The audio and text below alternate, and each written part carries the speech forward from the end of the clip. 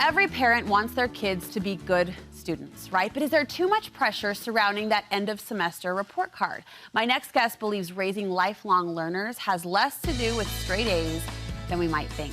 Writer and mom Brooke Romney is here to make her case. And I have to say up front, you put this article out there, you put this opinion on the table. The feedback was immediate. And in many cases, the feedback from moms was quite emotional. Yeah, I had a friend who has a couple daughters, and one is an incredible student and just really capable, and the other one struggles and has a learning disability. And she said this philosophy really worked for her because she can set similar expectations for her daughters without making one feel like she's failing all the time and one feeling like she's on top of the world. We're going to get into this philosophy, which I think will trigger a lot of parents. Their head meets their heart, meet in the middle of the road situation. But as parents, why do you think we put so much pressure on our kids to accomplish that A minus, that GPA? Well, there's a couple practical reasons, right? Getting into college, getting a scholarship, future plans. There's a lot that does ride on, junior high, high school grades. Sure. But I think a lot of it is just vanity. Like, it's cool to say your student is a 4.0. Like, he's on the honor roll. He's on the honor roll. He gets straight A's. Yeah. There's some really, kind of vanity points to that. And just sometimes it makes you feel like you're an awesome parent if your kids are doing well. So you get the parenting gold star. Right. From that report card. Right. And this is a little bit, if I were to be honest, this concept is a little bit of a brain bender for me because I grew up with grades as part of my childhood expectation. Right. And I think it worked. I think it helped enforce good habits and good follow through. So if not the letter grade, Brooke, then how are we gauging a child's scholastic success, so to speak? Well, the thing that's most important for me is the effort in education. So a desire to be educated. And so for me, that looks like kids getting their assignments done, going in for extra help when they're struggling. It looks like them studying for tests. And you might have a really smart kid who doesn't have to do any of those things. So for example, your son brings home an A- in health. And he's got 3 missing assignments, and he hasn't done any extra credit, and you've never seen him pull out a book. Well, that A- doesn't sit well with me because he didn't put any effort. Now let's flip that, and he comes home with a B in an honors math class, and you've seen him do homework every night. You've seen him go in early for help from the teacher. You've seen him study for tests, and he comes out with a B in math. I feel better about that B in math than I do about the A- in health. Gotcha. Why? Because he was learning as opposed to coasting. So less about the outcome, more about that learning process. And the subject matter included, the class itself kind of included. Right. You want to, with this philosophy in mind, you want to help your children develop a growth mindset. And I think just the sound of that is engaging and encouraging, like I'm helping my child progress. Right, so giving an example of a growth mindset. Your child loves history, but she really wants to get a 4.0. So she doesn't want to take the AP history class because it's going to be hard and it's going to require a lot of work. And there's a chance she might get an A- or a B+. So she doesn't take AP history, but she missed out on an entire year full of really engaged, interesting learning that she might have loved. She could have loved, yeah. And instead she says, I'm just going to take regular history and get an easy A. I don't know educationally that that's a better choice for our kids at all. So you have to weigh that out. You have to weigh that out. As a parent as well. And another goal on the table I know is that well-rounded education. I mean, you talk about their loves and their interests. That can certainly drive their decisions and drive their engagement. But you do want to encourage this approach to well-rounded learning. I mean, when in our life do we get to try a million different things, take a ton of different classes? I'm talking about the AP class and really like delving into that kind of thing. But I also think if you want to take drama, take drama. You don't have to get every college course credit checked off before you graduate high school.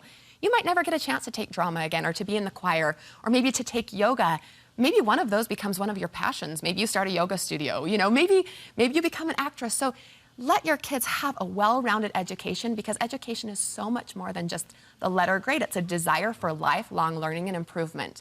And I think sometimes when we get caught up in the GPA, it really stalls us as parents and especially our kids. It's limiting. It's a conversation I have with myself now as an adult. I think if I could go back to school, I would take this, I would take that. I wouldn't be scared of that AP class that you talked about. It's a different mentality when you break yourself away from the limitations of a grade. So I'm with you on that. I think so too. What's your opinion on rewards? A lot of times report cards can carry a dollar amount, right? You come home with a certain number of Bs and you get paid out a certain amount. And honestly, sometimes that works. And I'm not going to tell you, don't do it for your kid. But for us, we do rewards by trust and freedom.